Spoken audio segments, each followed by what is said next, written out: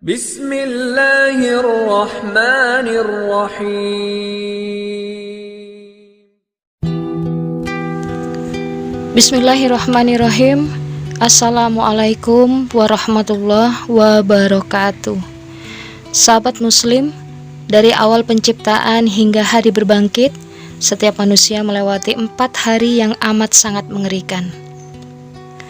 4 hari tersebut selalu diperingatkan Allah dan Rasulullah untuk selalu diingat. Karena dengan mengingatnya, maka manusia akan merasa ngeri dan berlomba-lomba dalam kebaikan. Sayangnya manusia melupakannya dengan mudah, meski 2 dari 4 hari mengerikan itu sudah dilalui sejak lahir ke dunia. Manusia melupakannya karena terlena pada kehidupan dunia yang gemerlap, mencari harta, cinta, ketenaran, dan kebahagiaannya yang semuanya fana. Padahal Allah telah menaruh peringatan tersebut pada kitabullah. Rasulullah pun selalu mewasiatkan melalui hadisnya. Apa saja 4 hari mengerikan yang harus diingat itu? Yang pertama, Yaumul Mitsak. Yaumul Mitsak ialah hari diambilnya perjanjian ruh manusia terhadap Allah. Inilah hari di mana setiap ruh menyatakan beriman sebelum lahir ke dunia. Setiap insan mengakui Allah adalah satu-satunya Tuhan. Yang kedua, hari saat dicatat takdir. Ketika manusia berada dalam rahim sebelum dilahirkan, mereka diliputi 3 kegelapan. Di dalam kegelapan berlapis itulah kemudian malaikat diperintahkan Allah untuk mencatat takdir. Salah satunya yaitu takdir bahagia atau sengsara. Dengannya seseorang tak tahu apakah ia termasuk golongan bahagia calon penghuni surga ataukah golongan sengsara calon penghuni neraka. Jika mengingat hari pencatatan tersebut, seseorang semestinya berusaha, berdoa dan berharap agar ia menjadi golongan bahagia, karena tak ada yang tahu jalan hidup manusia kecuali Allah. Bisa jadi seorang yang selama hidupnya berbuat kebaikan namun tergelincir pada dosa besar di akhir hidupnya. Dan sebaliknya, seorang yang bergelimang banyak dosa tiba-tiba mendapat hidayah lalu bertobat dan menjadi hamba yang taat hingga saat kematian tiba. Yang ketiga ialah saat sakaratul maut. Inilah hari yang paling mengerikan karena dapat datang kapan saja tanpa diduga. Seorang yang sehat dan beraktivitas di siang hari tiba-tiba menghembuskan nafas terakhir di malam hari. Seorang yang tidur lelap di malam hari, keesokan hari tak bangkit lagi.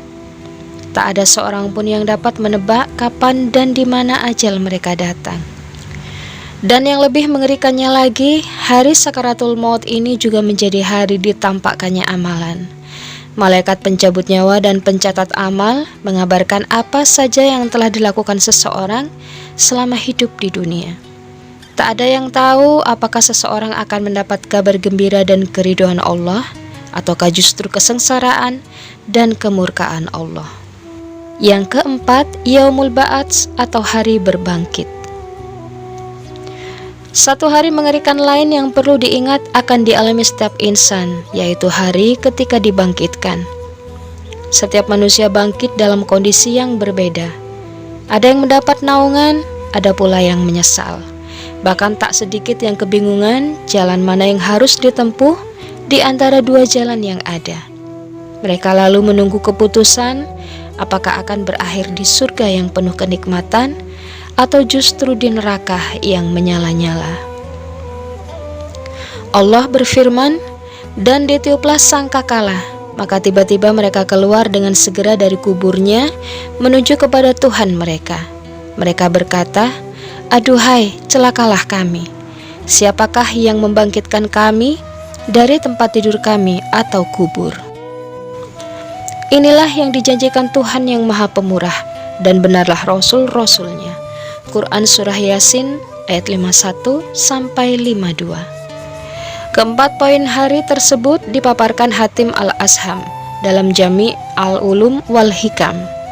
Ia pun mengatakan bahwa 4 hari tersebut merupakan kengerian yang mana seorang harus mengingatnya agar selamat. Siapa yang hatinya tak mengingat 4 kengerian ini, ia termasuk orang yang terpedaya dan tidak aman dari celaka. Nauzubillah. Tak ada manusia yang menginginkan celaka, namun hanya sedikit yang mengingat 4 hari yang mengungkap celaka atau bahagia. Jika seseorang selalu mengingat hari-hari tersebut, maka tak ada yang ia lakukan kecuali berbuat amal soleh. Seorang akan terus mengingat bahwa ada hak Allah yang harus dipenuhi hamba.